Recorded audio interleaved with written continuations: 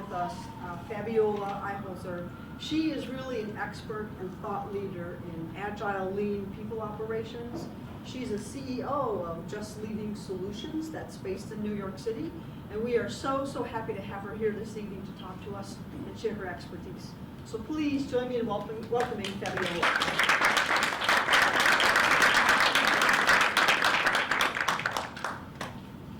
Thank you so much. It's a real pleasure being here. And we're talking tonight about stepping outside the box, even though I was told I have to stay within this blue box here. So I'll do my best to do that.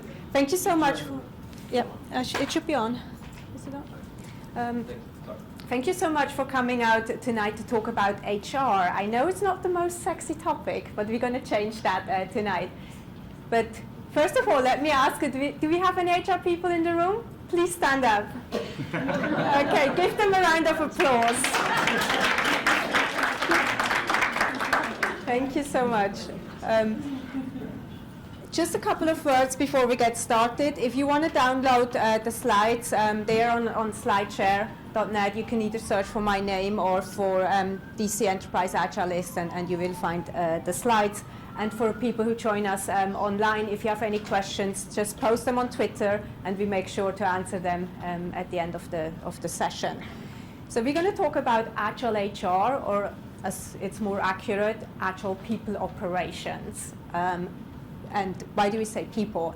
That's actually the core of our organizations. But if we look at organizations today, if we look at our workspace today, 88% of people are not passionate about their work. 7 in 10 IT workers are stressed out and think about leaving their job on a regular basis. Disengagement costs our organization $500 billion a year just because we don't trigger people. And that comes at a time when we actually know that great vision without great people is nothing. So people are the limiting resources in a time that is just really volatile, uncertain, complex, and ambiguous. And we know today that the currency for competitiveness is talent, knowledge, and leadership. And if an organization cannot get ahead of these topics, they're not going to win in the workspace. And of course, people are the life and soul of our organizations. And that's the way we should treat them. They are not resources, they are people. And that means that HR gets onto the map like never before. The term HR has been around since 1893, and we've undergone a lot of changes in those times, but we've never ever had such a transformation as we're needing today, because all-time thinking is not going to fix the issues that we face at the workspace. But Agile HR is a reality today. If we look at those trends from this year, HR Today says HR embraces Agile. Number one trend for HR. HR drives the Agile organization, or 2016 to welcome the acceleration of Agile adoption outside IT. So this is a reality, and the sooner your organization, the sooner you get on board, the better you get ahead of that and can embrace agility. When we talk about HR, the first thing that people say is like, oh no, please don't let us talk to HR. We don't want to get involved there. Let me point out a couple of realities about HR. These are the things that we hear. Anyone can do HR, or HR just lives in their bubble, or HR aren't the sharpest tack in the box, and everyone hates HR. But that's unjustified. And the reason why we think like that actually comes from this. A lot of the things that we do in HR are dictated by hidden forces, especially finance and legal. If you look at hiring freezes, it's not an invention of HR to say, hey, I know you need someone in that role, but it's October, you're not allowed to hire anyone anymore. It's not HR that wants that. It's finance that comes in and says, hey, we didn't calculate the way we wanted it to be. Now you're going to stop hiring. And if you have someone who is not the right person in the job, you better keep that person, because you're not going to be able to fill that position again. That's not HR, that's finance. And if we look at legal is really dominating the HR space today. And if you go to any HR conference, there is always a lot of talk about legal. If we look at hiring processes, what are they optimized for? They are optimized to handle rejection. It's not about finding the best person. It's really about making sure that if we don't take someone on board, that we're not open for lawsuits. And today, 5% of litigation against organizations are employment or have to do with HR. So we have to get on top of that. And because legal dominates the HR space, we're not allowed to have that honest discussion anymore. It's all scripted. But how can we have a personalized, individualized discussion if it's fully scripted? So we have to get on top of that. Another thing is that a lot of the things that we do in HR are to handle poor performance and mediocrity. If you think about the best person you've ever worked with, and you think about the HR processes you would put in place to deal with that one person, the HR processes will look completely differently. But we're handling it to make sure that we get the low performer and drag them on for another couple of years and things like that. So we handle mediocrity. We're not handling the best people. And another part is that we have to make up for weak managers and uninspiring leaders. If you look at performance management, which is the most despised practice out there today, when we have those forced rankings where you have to say like 10% are your bottom 10% and you categorize people, where does it actually come from? It comes from the realization that managers did not differentiate in their feedback. They just gave everyone the same rating because it was the most comfortable thing to do. And they just said, hey, no, that's not what we want. We want you to give actual feedback people can use. That's why they came up with forced ranking. And we know it didn't pan out the way it was intended. But the source of it was actually from uninspiring leaders. And it costs our economy $360 billion a year, uninspiring leadership. So those are huge numbers. So we have to say no more. It's really time for Lean Agile People Operations. So what is it? Lean Agile People Operations is really about inspiring and engaging people and really create places of work where they can thrive. And of course, HR people today, or HR pros, or people pros, have to understand 21st century employees. And we're going to come back to that a little bit later on. And HR solutions today are made to be fair for everyone. So we are very good at trying to standardize everything and making sure that it's fair for everyone. But by doing that, we're not actually being accommodating anymore. We can't be the future are going to be more accessible, more individualized, and they are going to be co-created. Managers and employees are going to have a voice on how we're going to do things. It's not just prescriptive from the organization. Okay, what is Agile HR? It actually has two components, and that's quite an important thing when you discuss these topics with HR to keep in mind. On the one hand, we have the Agile HR organization itself. So how can the HR organization be organized in a natural way of working? So you would have your Scrum teams and Kanban teams and Kanban boards and all that stuff in there. So that's actually how are they organized, how do they work, how do they set up interdisciplinary teams, how do they embrace new roles in HR. And the other part, and that's the part that you're probably experiencing more and where you feel the pain points, is actually the HR solutions. How can recruitment, how can performance management, how can career paths be done in a natural mindset? And that's the part that organizations need to fix. And of course, those two go hand in hand, but typically when we talk about Agile HR, what people have in mind is the Agile HR solutions, but what they think how to approach it is just by implementing Scrum in HR.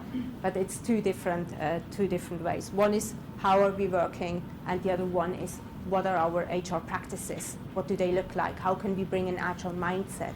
How can we bring Agile values to that? And the biggest part here is trust. How do we embed trust? And if you read company statements, it talks a lot about trusting people. But when it comes to our practices, it's a different thing. To give you an example, the pharmaceutical company Roche, what they did is they made an experiment and said, okay, we're going to trust our people with expenses. So we're going to trust that they make the right decision for our business when it comes to expenses. The only thing they had to do is to put it up online, and it was visible to everyone in the team how much they put onto their expense report. What happened as a result? Their costs went down by 30%, their expenses, and that's not taking into consideration all the amount of time it would have taken to check off all those expense reports.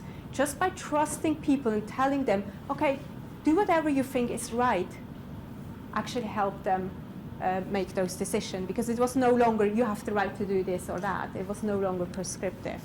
So we have to build in trust into our systems. Let us look at a couple of different practices or how we are going to embrace that. I clustered it in 8 different topics. The first 2 are more the philosophy behind it, and the other 6 are actual practices. Okay, it's all about embracing the new talent contract. What do we mean by that? McGregor in the 1960s, so this concept is not new. In the 1960s, he said, we're going to cluster people in 2 different categories. We have people X. Those are the people who are lazy, and you have to force them to work, and you have to control them, and they're definitely not intrinsically motivated. You have to throw money at them in order for them to do anything. And the other category is type Y people. They are intrinsically motivated. They thrive on a challenge. They want to be part of something great. And those are the people that we have today in our organizations. Those are the knowledge workers. Those are the learning workers. They want to be in control. They want to be in the driver's seat when it comes to the way they work and the way they engage. And Agile embraces that way of working like no other. We empower people, we authorize them to do stuff, but we have to bring the same mindset into our HR organization. And what does that mean? If we look at learning and development, if we look at talent management, that means the employee's in the driver's seat. If an employee wants to learn about a new programming language or wants to do something, they do it. It's not HR that comes in and tells them, okay, you have 3 courses a year, here's the catalog, just pick it. Of course, HR still provides the platforms and provides the access, but it's up to the employee to say, hey, I'm someone who learns by watching small video sessions, or I'm someone who needs the classroom interaction. The people are in the driver's seat, and that's a huge difference in the way we do business. Then the other part is that we have to create inspiring places of work and foster continuous engagement. And I've already mentioned at the beginning that this engagement costs us $500 billion, so we have to fix that. And people who are engaged, who are passionate about what they do, and who identify themselves with the organization, they are more productive. They are organizations who have an engaged workforce have a 2.5 times higher annual net revenue than organizations who don't have an engaged organization. So this really translates into tangible, into business access. Oops, that's, thank you, Christine.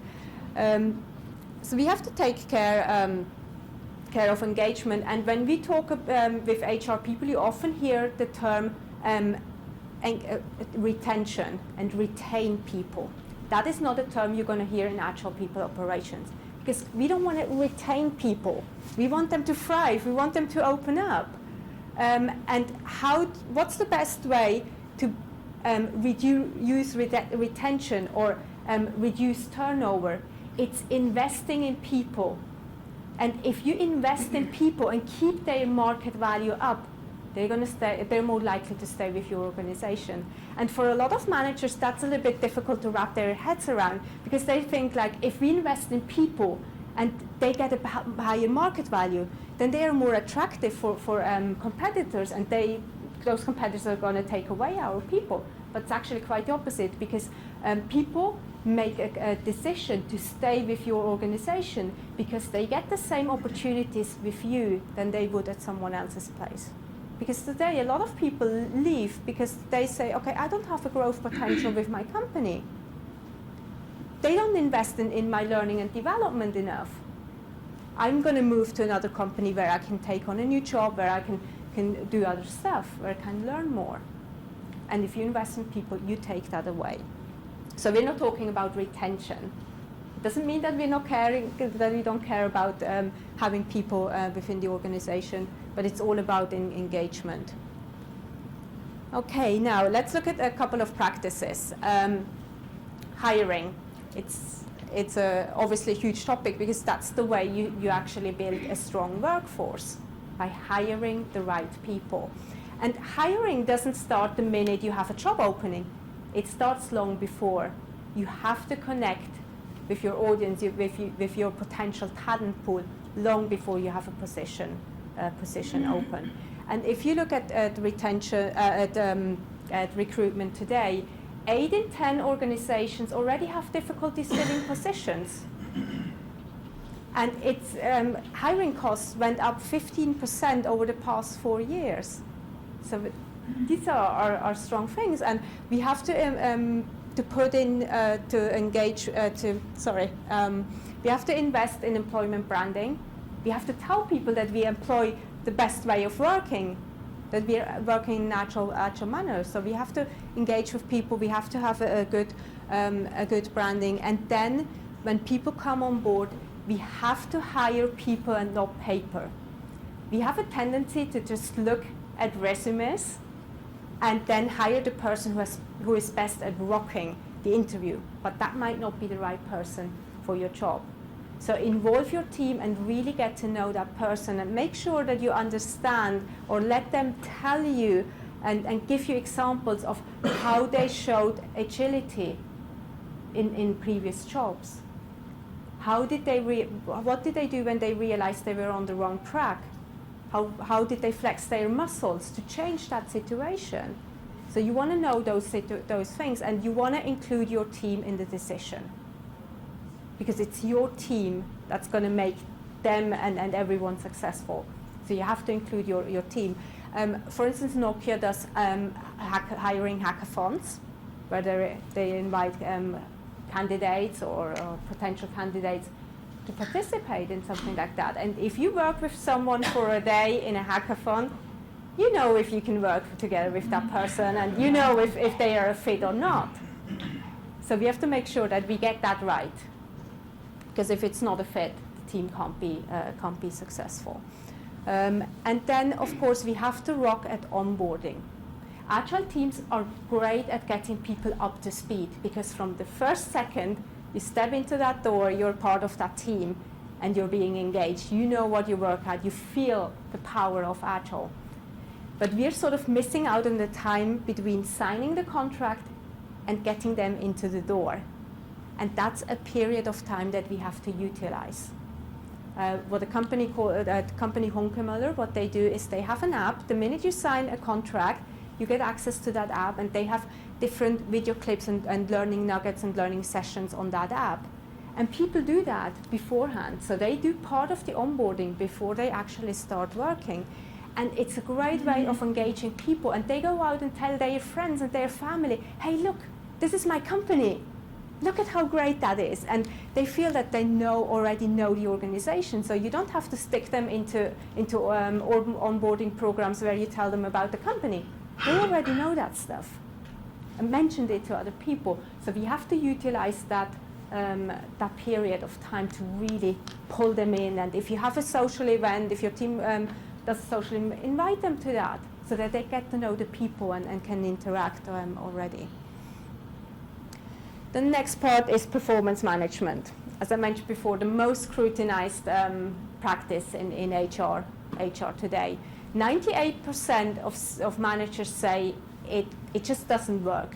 59% of employees say it's a complete waste of time. 90% of HR says the system actually pulls out incorrect data. 30% say that the performance actually went down after the reviews. So it's not something that works that well. And even if you ask HR people, SHRM, the Society for Human Resource Management, that is in town at the moment with 15,000 attendees at the conference, they did a survey and asked their HR people, How happy are you with your performance management system? Do you think it really is worth the time and it's a great system and you give it a grade A? 2% of HR people said yes. 98% were not happy with the way it was. And now if you look at the amount of time and money we spend on that process, Deloitte did a study for themselves and they found out that they spend 2 million hours a year on performance management. Now imagine what you could do with 2 million hours. And another study shows that if you're a company with 10,000 people, your performance management process costs you 35 million a year, every single year. So we spend that amount of money and time in a process that is just broken. And we have to stop that. And Agile teams are in a great position to change that. Because the first thing you have to do is realign it for goals, because that was what performance management was intended for. It was goals, aligning goals, making sure that we have the joint effort and that everyone works on the right thing. So I don't have to tell you how that works in Agile. So get your performance period aligned with your iteration. Like if you're on a scaled Agile train, align it with your PI planning, or if you're on Scrum iterations, align it with those iterations. That's the first part. Then the second part is have the inspiring goals. Agile teams know how to take care of that, so we don't have to talk about that too much. Then the next one is eliminate performance appraisals. They are a thing of the past. And this is not just happening for Agile teams. 10% of Fortune 500 companies have already eliminated performance appraisals. That doesn't mean that they don't talk about performance, but it's not done in an annual review, and we don't have forced rankings anymore. But what we do is that we embed feedback, continuous feedback, into the workflow. In Agile teams, you already have your reviews and your retrospectives where you talk about these things. But of course, managers have to come in and talk with their employees. But it's just about the feedback and about continuous improvement. It's not something that gets reported back to HR, because the minute you link feedback to merit rounds and bonuses and promotions and all that stuff, it gets on a different dynamic. Because it's no longer about the feedback, it's about the implications of that feedback. So if you do that feedback, do it continuously. It's important. That's the only way to thrive and to improve. But it's not something that gets reported back to HR. And of course, dealing with low and underperformance is a leadership task. And leaders cannot just push it onto the performance appraisal form and say, okay, once a year we do that and everything's being taken care of. No, you have to address these things, and you have to address it straight away and deal with that. And if you see that we have a performance issue, deal with it, and if it's not the right fit for your team for whatever reason, then make a change. Help that person transition into a different team, or help them transition outside the organization. But don't drag it out for weeks, months, sometimes even years. A study done by PricewaterhouseCoopers shows that if you have a team of 4 people and you have one bad apple in there, your productivity level goes down by 30%. So they did that for themselves for a team of consultants. It cost them about $125,000 a year, just because one person didn't pull it off, and they just dragged it out. So if you see it doesn't work out, make the change, address it. This is a leadership task. And then, of course, continuous improvement is a key part. And of course, Agile teams are great at continuously challenging the situation and pulling that off. But at the same time, HR has to come in and rethink the way we do learning and development. Because it's not just about classroom trainings, it's also about embracing all those new technologies, maybe have little video segments where people can just pull information, or organizing brown bag sessions or unconferences. So have different ways of approaching people, because knowledge workers today are learning workers. because knowledge has a half-life time, and we have to deal with that. So we have to make sure that we're up to speed with that, and we have to teach people how knowledge changes and how they can stay on top of these things. So this has to be a part of that. Or they could go to a great HR conference. Absolutely. Or Agile conference. Absolutely. And then we've already talked about leadership, and this is a key issue, because in organizations today, we typically promote the person who is the best expert, who is best at doing their job. But that may or may not be the right person to lead people, to inspire other people, and help those people thrive. And we always say people join companies, but they leave managers or bad managers. And 65% of people actually say they would take a new boss over a pay raise. And 75% of people who leave voluntary, who quit voluntary, they leave because of bosses. And we see from studies that if a manager spends 1 to 6 hours every week with their direct reports, those people are 30% more innovative, 29% more productive, 15% more engaged. This is that, and of course HR comes in and helps those people to do it, as managers and leaders. And then we have to take the topic of money off the table. 89% of companies believe that their people are leaving due to money, but it's only actually 12%. Most of the others leave for bad managers. So we have to stay on top of that. And we have to bring in more transparency into our salary systems. You might have heard of companies like Buffer who have a salary formula where everyone can just go in and say, okay, this is my role, this is my seniority level, my location, and they can calculate their salary. And there are other companies who just open up the whole salary pool so everyone sees the salary of everyone. Some companies have a democratic voting on salaries and things like that. And transparent salaries can really help people to understand the salary system and actually ensure that if you move into a job or switch between jobs, that it depends on your role and not on your negotiation power to actually get a specific salary. But of course I understand that you have to have your house in order before you can just open up all your salaries. But the more transparent you can be about your salary system, even if it's just explaining the system, or what a chemical company did, they gave every employee a salary letter once a year, and they told them where they were positioned in their range. They had role-based ranges. So you would know, okay, I'm 89% to the midpoint, and things like that. So the more transparency you can bring in, the better. Keep your house in order so that you can pull that off. The another part is bonuses. And MBO-based individual bonuses are toxic for Agile teams. Because you cannot go on the whole year telling people it's just about your team performance.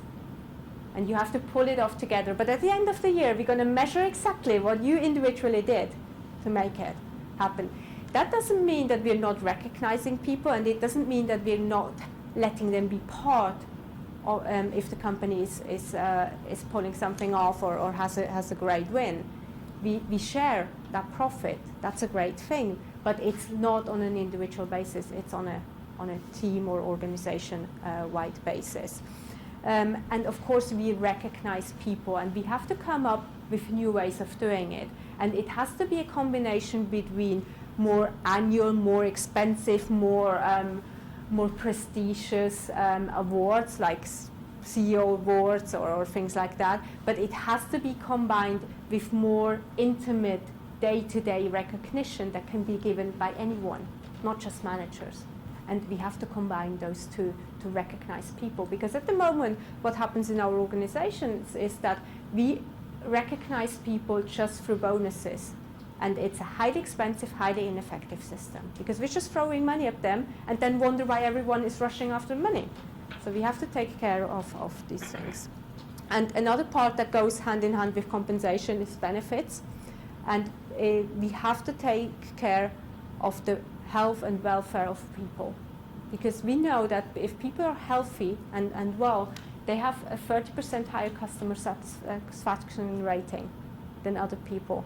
And healthcare costs in this country, just alone heart disease related healthcare costs are 84 billion a year. And we have to take care of these issues because our people are sick, they are stressed out, and we have to make sure that we do that. And studies show that if you spend $1 into a healthcare program or fitness program, your medical costs go down by $3.27. So you have a high ratio there. And last but not least is offer meaningful growth opportunities.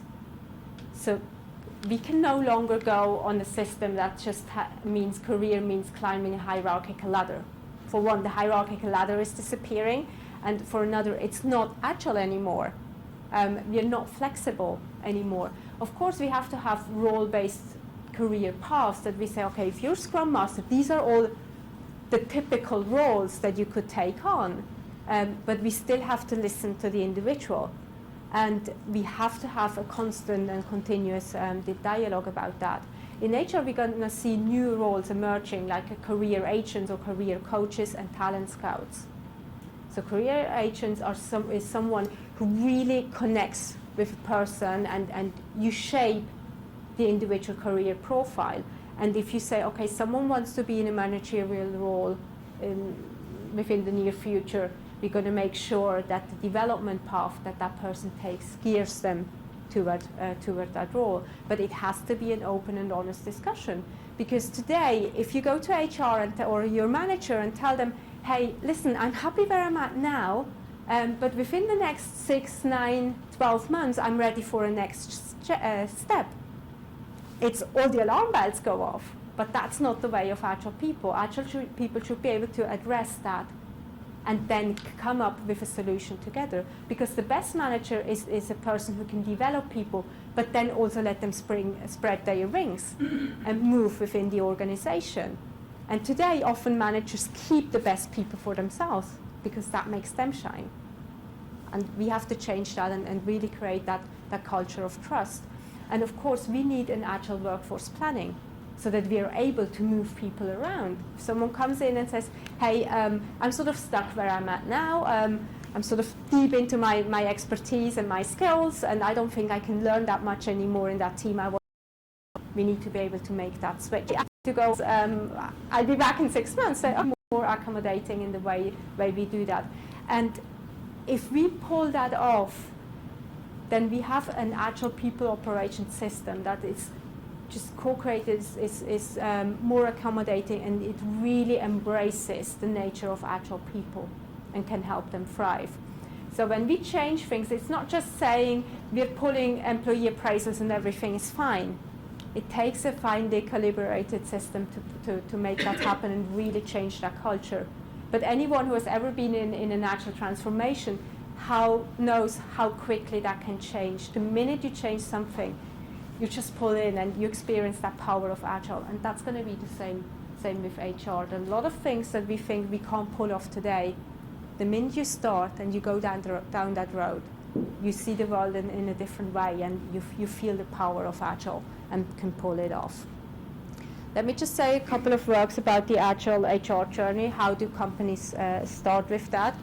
We see that it's typically highly correlated with the Agile journey that they're ongoing. So if you're just getting started and you have 1 or 2 Scrum teams, then typically that is not your major concern. So you're not talking about HR that much. But the more you scale Agile, the more you embrace agility at an enterprise level, the more it becomes a topic, and you have to realign your HR services and practices with an Agile mindset.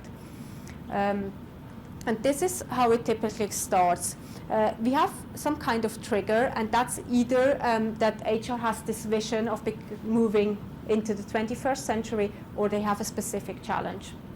Performance management, recruiting, career models, something that they want to address.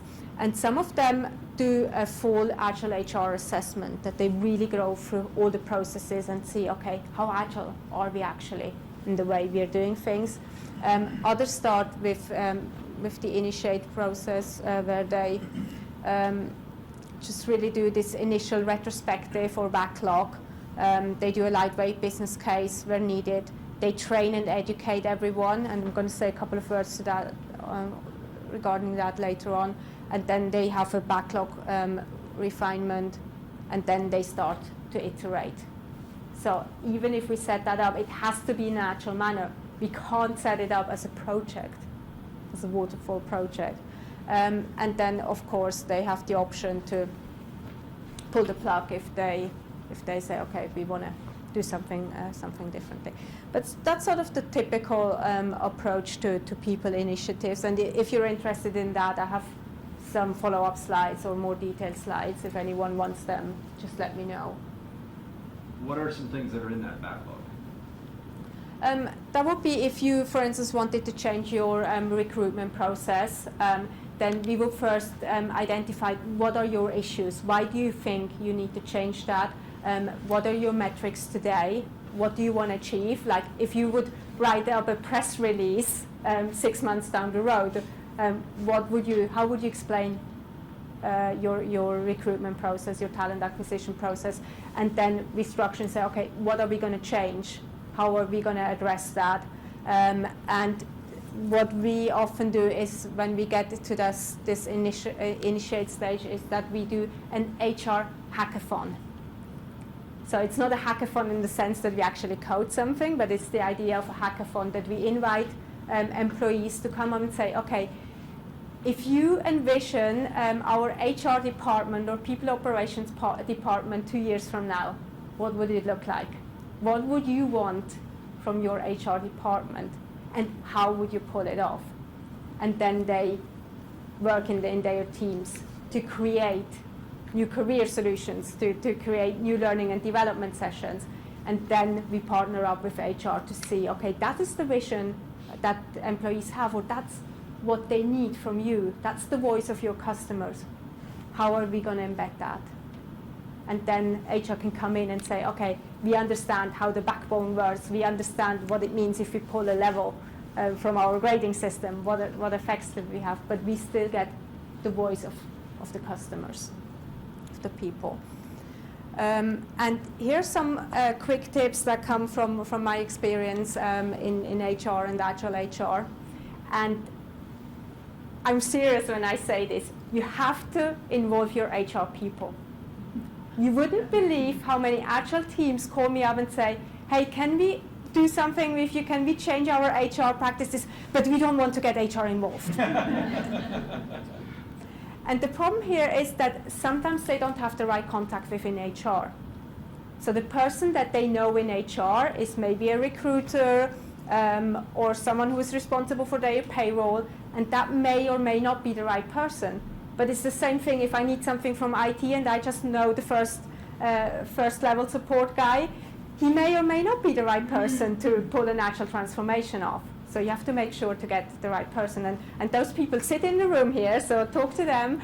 And those are the people who sit in talent management, compensation and benefits. Those are the analytical people in the organization, but those are not the people that you typically see or interact with. So find the right people and to do it and involve them.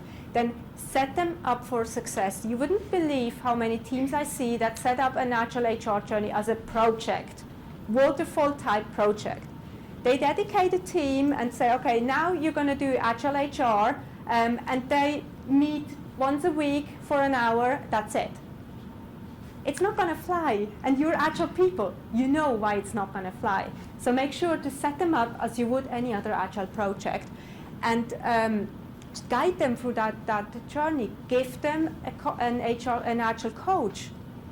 Sometimes we just see it's like, oh, we started it. It's now in the backyard of HR. It's not our issue anymore. Help them make that transition.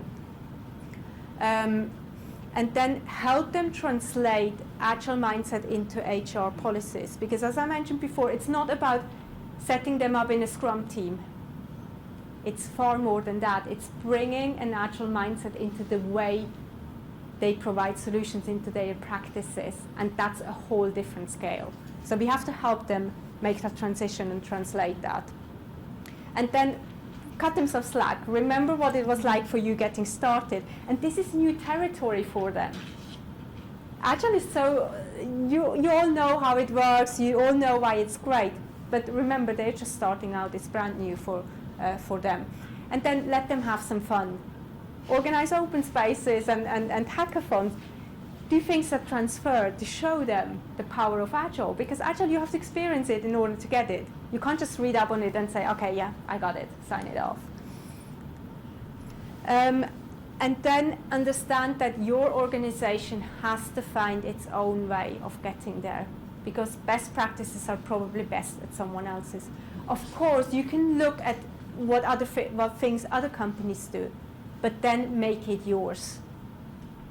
Don't just copy-paste it. Sometimes companies believe that if they just have an open space office, then they are an Agile organization. Not quite. So we have to make sure that we get it and that we make it ours. And remember, an investment in Lean Agile People Operations is an investment in your people. This is not about HR, it's about you. It's about everyone in the organization. And to win the marketplace, you must first win the workplace. And in HR, we are in the people business, so we have to make sure that it's about people again. Thank you.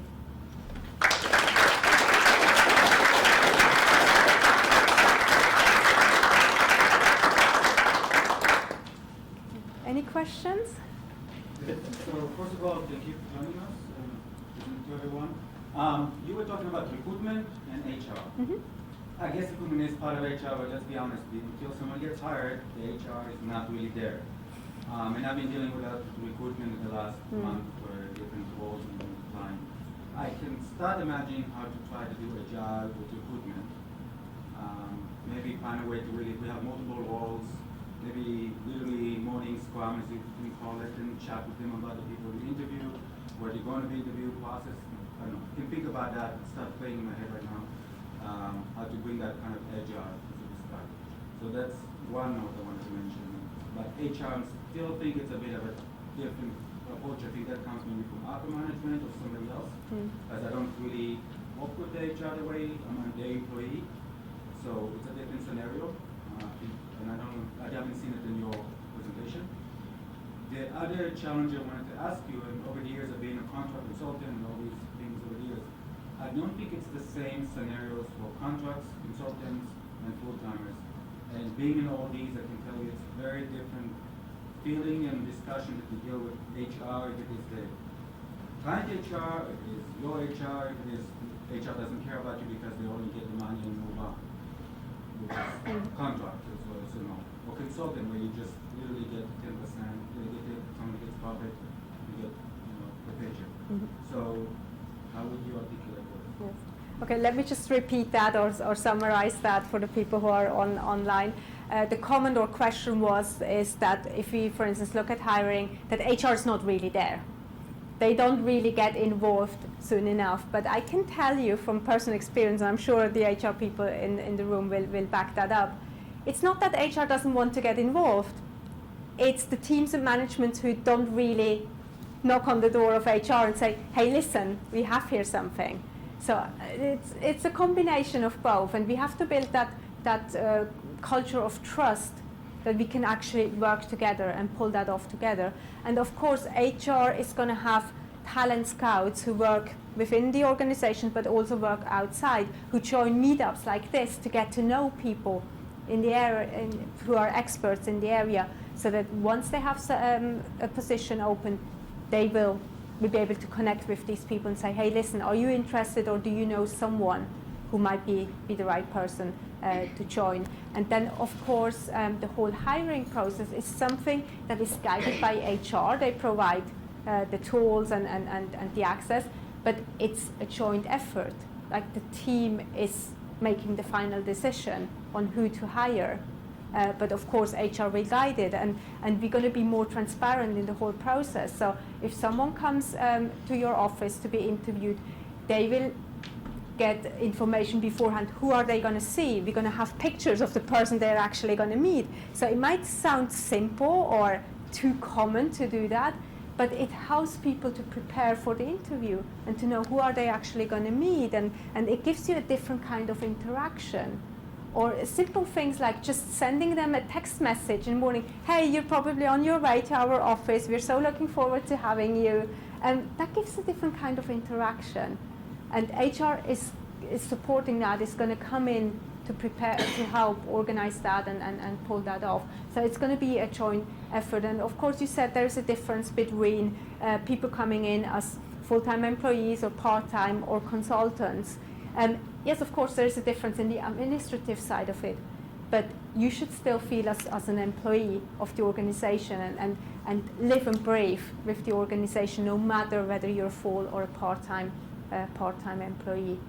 But that's a cultural thing that we change. That has nothing to do with the administrative part. But I'm with you, it's today quite often an administrative part, but we have to translate that into the culture. Okay, any other questions? I noticed all your HR people still had suits on. Okay, I'll have to change that. It's just a Shutterstock issue. In suits. So first of all, this was very innovative, and I like the concept. And you mentioned earlier about the independencies between financial and legal.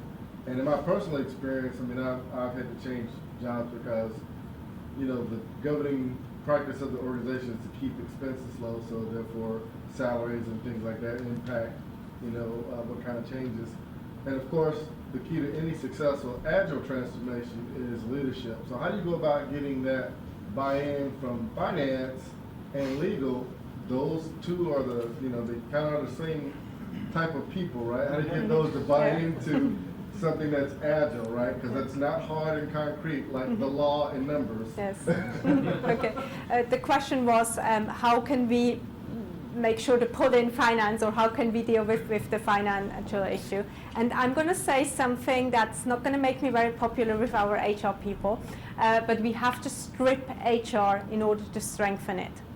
So a lot of the things that we do today, like payroll, you don't need HR people to do payroll.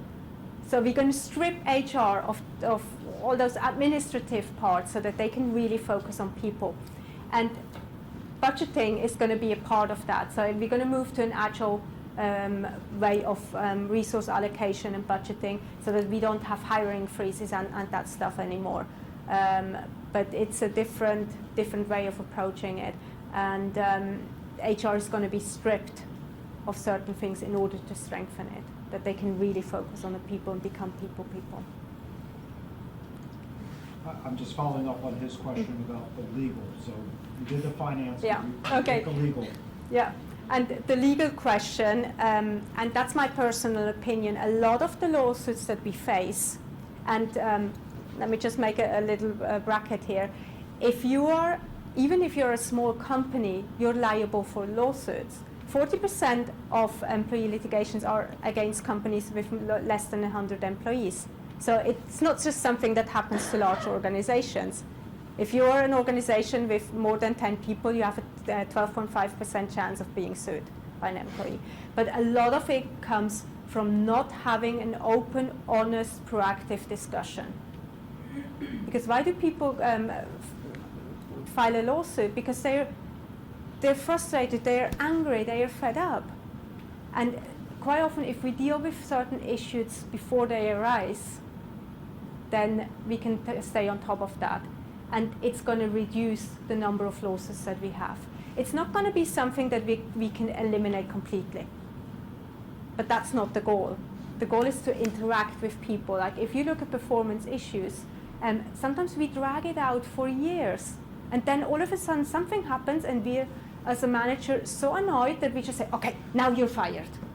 And then of course the person is like, what? But I didn't do anything different that I didn't do past 5 years. So, but if we address those performance issues heads on, say, hey, listen, I think we're on an issue here, let's fix it. And if we can't fix it, we're going to help you transition. Then we're going to reduce use those legal implications. I'm convinced about that. Sorry, go ahead. First of all, thank you. I come at this from an organizational change point of view, and I love everything you've said. But, and as I sound skeptical, as I sound skeptical, this is not specifically about HR. Mm-hmm. You talked about an agile mindset, and you talked about honesty and openness and collaboration. I think those are what knowledge organizations, knowledge workers, that's how knowledge workers need to work. But I put that on one side and I put a management mindset on the other side. And I can't, I mean, this is the challenge for me, is how do we connect these two? So that how do you create a sort of agile HR, and I absolutely agree, it's what we need, within that waterfall mentality that is management. You know, we need all our requirements. We need to know what the deadline. You know, this. We need to know when this is going to get. That's what we need to be able to measure it all as we go. Sort of thing. So that's my challenge. Yes. The question or the challenge is, how do we align traditional management or the need for management with an agile mindset or agile HR? The answer is very simple. You can't. But management has to change. But if you look at the beginnings of Agile, imagine you have never heard about Agile and someone pitches it to you. Well, you're supposed to let the team decide for themselves how much work they're going to do. It's never going to work. But I've never seen another way of working that is as accountable as Agile and as disciplined as Agile, even though it may not seem like that with a traditional mindset. But you also know that it's sort of like in with a penny, in with a pound. Once you get started on that road, there is no way going back. And you immediately know, okay, we're onto something here. And traditional management has to disappear. If you stick with it, and if you think command and control is the way to go forward, do it, stick with it, but you're not going to be successful. So you can't, and that's the thing about Agile HR, and the thing about Agile in general, you can't do one with another. Just having open space offices or having stickies up on the wall doesn't make an Agile team. And it's the same here. It's all in. But managers realize that if we talk about the benefits, if we talk about the engagement that comes from Agile teams and how successful they are, you win them over with those arguments because they can't take that away. Sorry, I'll come to you later. Okay. There's also, I think, an obligation for us on the technology side to engage with HR, engage with legal, engage with finance.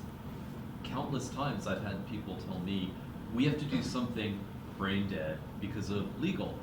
And then if you actually go to legal and you talk to legal, frequently you find them saying, we never said that. We don't know where that's coming from. We can't kill the rumor. So one of the things that's ironic, I mean, as Agilists, we should be seeking communication, ideally face-to-face with some of the people outside of our individual units. And I think that's actually really a tough spot. I've had a lot of help from recruiters, speaking on the commercial side, not the government contracting side. But on the commercial side, usually our recruitment team from HR is really close to us. And our HR generalists can be very helpful. The legal team is often really, really helpful once you really engage them.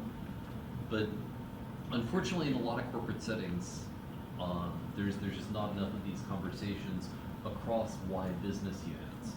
If you understand what their problems are in legal or finance, sometimes you can craft some solutions that help everybody. Sometimes they then become very desirous of helping you with your goals. Mm-hmm. Absolutely. The common was that we really have to engage with people and talk to legal and HR in order to pull them in. So just invite them to your next PI planning or retrospective. Show them how great Agile is and connect with them. Absolutely agree that we have to pull them in and open up the discussion. But I find that, and IT people don't really like to hear that sometimes IT is very protective of Agile. It's ours. Of course, we want the whole organization to solve our issues, and we don't want to do performance reviews and that stuff, but we still like to be the only ones who do Agile. So we have to open up and invite those people and tell them, hey, okay, it's going to change the face of our organization, but we're going to go that extra mile with you. Absolutely agree with that comment. You know why that is? You know why we hold it safe?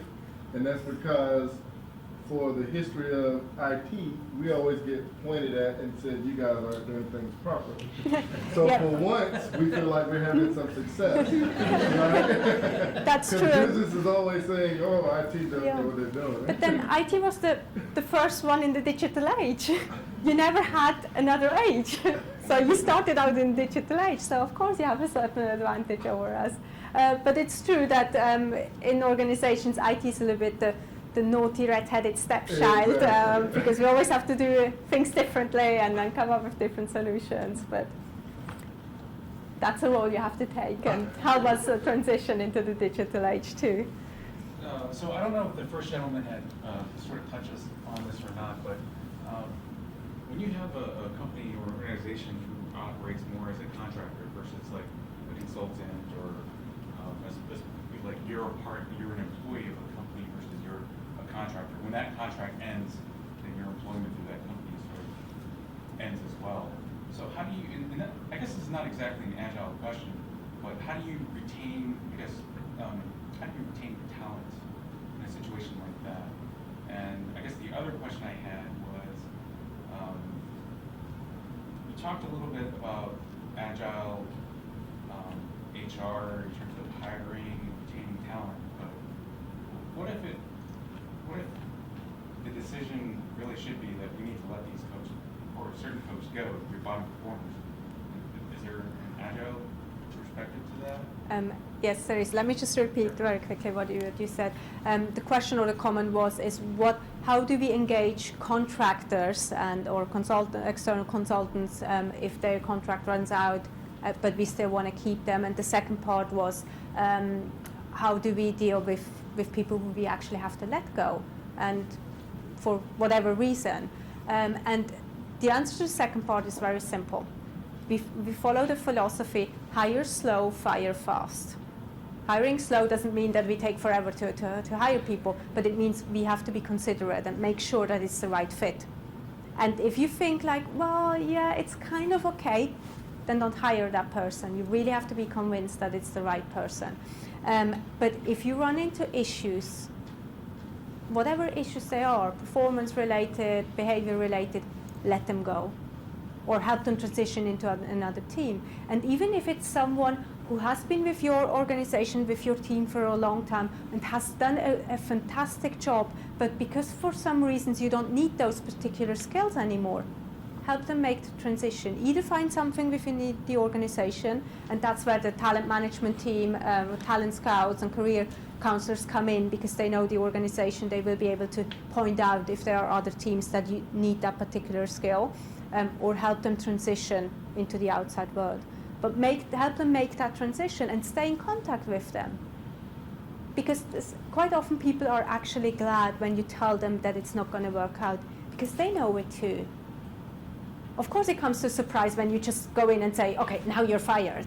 But when you have the dialogue, they are actually happy that you addressed it and that you helped them make the transition. And give them a severance package, but let them go. And that, I think that sort of like with the severance package comes back to your question about return on investments, like salaries and how to calculate the cost of employment.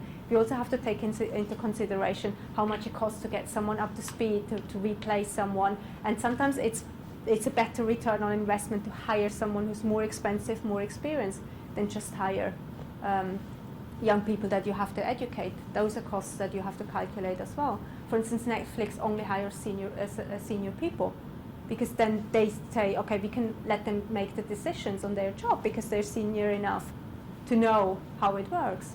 So these are return on investments that we have to bring in. And the other part of your question was about how to engage consultants. It's the same way that you would interact and engage with other employees as well. But of course, you sometimes have challenges getting them on board, or they might not want to move from a consultant contract into fixed term contract, but it's really about the dialogue and engaging with them and see what works for both sides. Okay. Any other questions? So 2 questions are, what kind of adoption? Are we at the 0.1% or the 1% or the 10%? Where are you overall kind of an adoption of this stuff? And the second, is there a correlation with having a title of Chief Talent Officer? Okay, the first part is how many organizations are already transitioning. It's certainly more 1% than more. But here is the thing, an agile journey is a learning journey. The sooner you start, the more you learn. So you can either wait another 5 years before you embark on that, or you get on board now and start doing it, even though you know, okay, we don't have all the answers. We don't know what it's going to look like, but we know how we're going to address it, and we're going to communicate that and then iterate and learn and improve. So it's certainly the 1%, but it's a reality, it's happening. And the sooner you get on board, the better. And here's the great thing, you don't go in and say, okay, we're just going to disrupt the whole HR department and from tomorrow everything is going to be different. It's a change.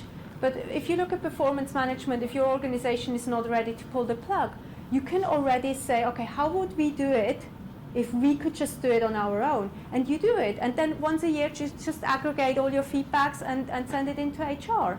So there are ways of approaching that and bringing in that agile mindset, being more transparent. Publish your KPIs in recruitment. How long does it take you to fill positions? Publish it. Make it visible to employees. And that really starts to change the behavior and the mindset in the organization. So there are different ways of approaching that. So it's more the grassroots approach, but it's something that really works as well. From the legal perspective, where there are contract situations, whether they're long-term, short-term, are you finding that there's certain provisions that are helpful in creating an understanding about a quick firing or that sort of thing? Mm-hmm. I think it goes back to what the gentleman back here said, talk to legal. And a lot of the things that we do are self-imposed rules and regulations. It's more, okay, we want to be on the safe side, so that's why we're going to do things this way, but it's not a legal requirement. And when it comes to firing people, if you give them a severance package, then usually you're covered. Sometimes laws are different for specific employees, but there are ways around that. You have to just talk to your legal department, know what the situation is, and then the best thing is really have that honest discussion with people. And even if you go in and say, hey, listen, we don't have a solution yet. That's what we try to figure out. We're in contact with those experts to do that. Involve them and let them know what's happening, so that it's not a surprise to them. And then you can really find your own way. But a lot of the regulations and laws that we have and governance regulations are sort of self-imposed. Typically it's broader, and sometimes you have to go to the authorities and ask them, how did you actually mean that paragraph? Why do you need that? And then you find ways around it. But you experience that in Agile as well, with all government regulations in financial institutes. You find an Agile way of doing it because you talk to the authorities of how to approach certain things and why they need certain data, and then make sure to move to get it. Okay. What kind of time frame do you see organizations transforming their HR into an agile approach? The question was about the time frame. How long does it take to transition? It's a long-term project to transition the whole part, but there are certain things that you can do immediately. Like if you want to try a hiring hackathon to see how that works for your teams, or have several teams hire together, because typically you have several teams hiring at the same time, pull the resources together. It's something you can do immediately. And you all know how quickly dynamics change in Agile. It's once the door is open and you step through, then the world is different. So things start happening very quickly, but in order to sort of like dismantle everything and get it up to speed while you're still running the organization takes time. Absolutely. Okay. about sort of the trigger of why people start.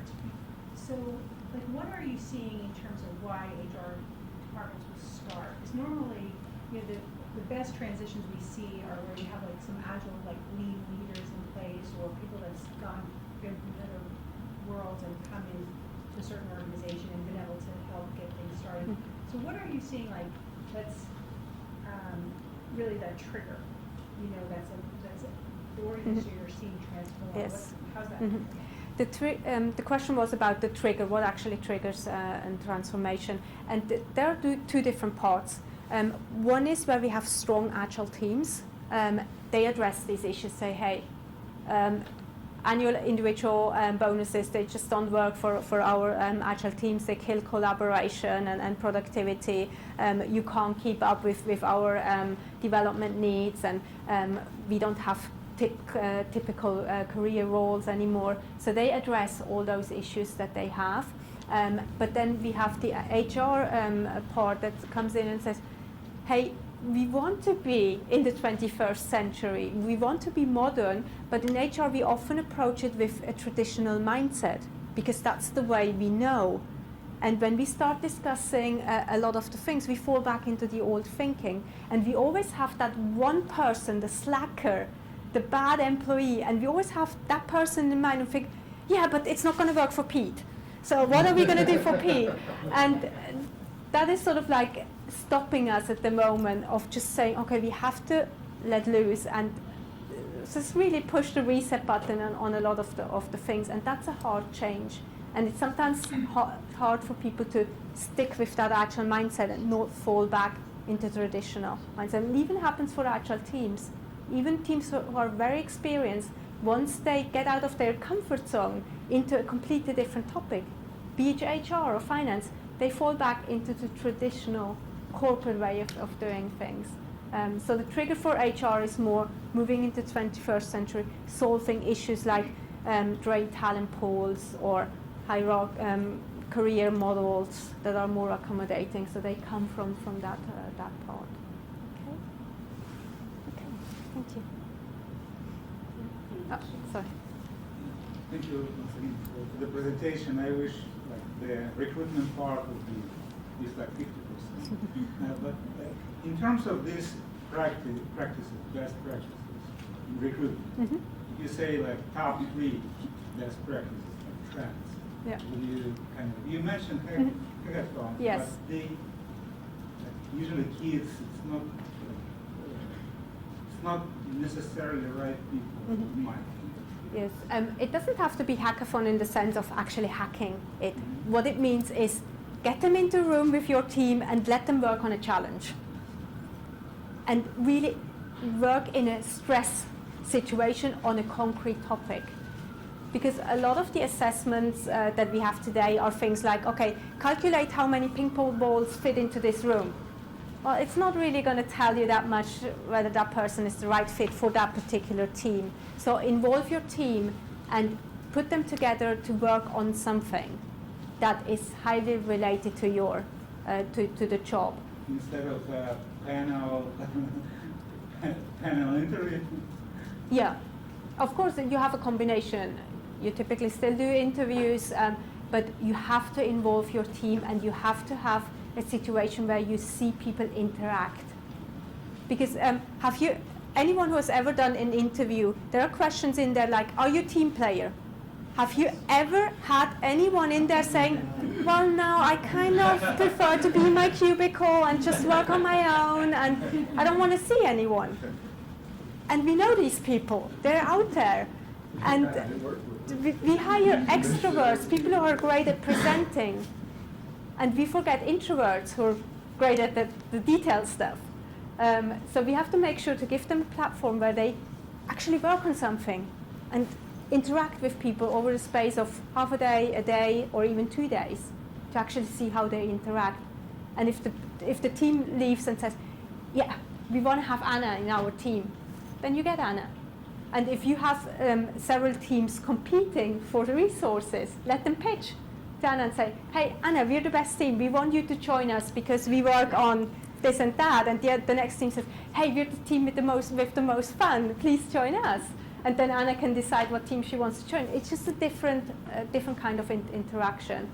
And another best practice is really the onboarding part, that you engage with people once they sign the contract. You don't leave it until the time they actually sit in your office.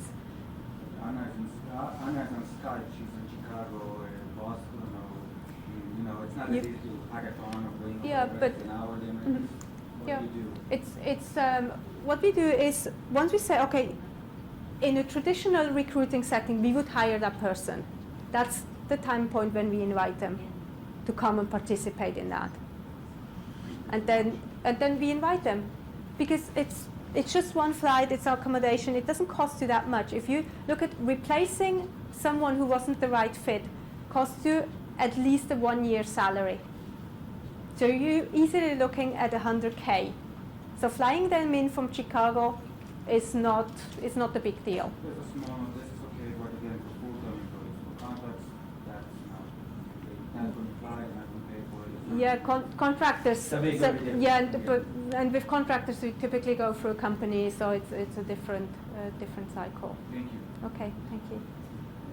But you mentioned before, I thought you will say anything about how to engage people far before the position.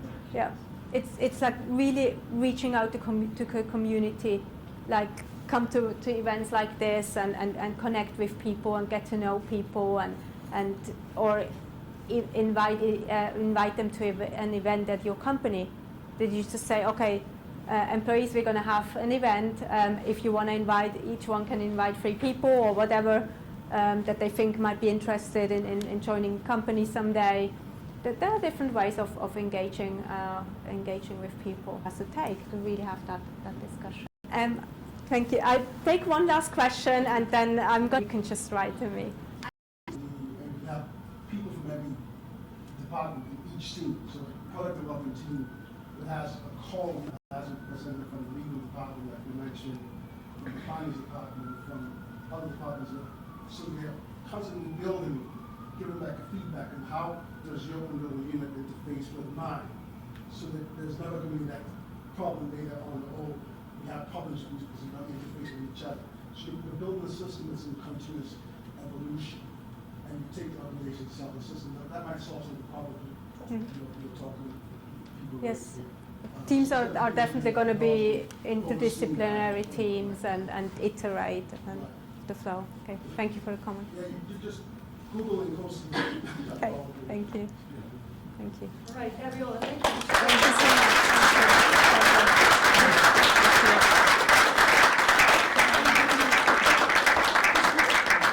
Real quick, before we wrap up, we have one more job opportunity. Where did Bill go? There he is. One more job, I'm sorry. Hi everybody, my name is Noah. I work for a web and technology company called Nabomo. I need to hire a Scrum Master. Hopefully you're in the room today. Working on a federal government contract, a great website, a science-oriented agency, fantastic team of people who have all the values you look for in Scrum, but we need help kind of building up the framework a little more. So I'm going to be over by the plants. Please come over and give us a All right, Brian. All right, on behalf of DC Enterprise Agilist, DC Scrum, NCARB, and Excella, we'd like to present you a nice Thank gift. you so much. Thank Fabiola. Thank you so much. It was a pleasure. For spending all the great work on HR, I definitely want to echo Jeff's comment, and my experience has certainly been that just go have that conversation. Like, damn the policy, go have the conversation, find out what the real need is. Also, we usually give out a book.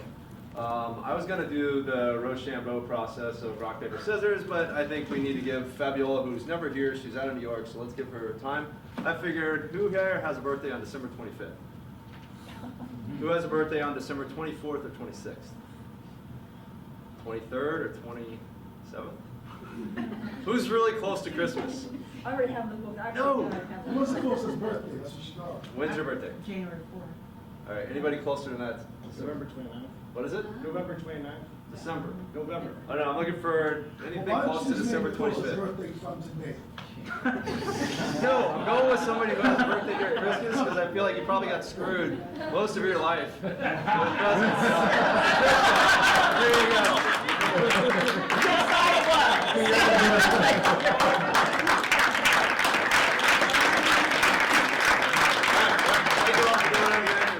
Fabiola, I think she'll be here for a little while. Thank you also, Christine. Great facility and car was fantastic.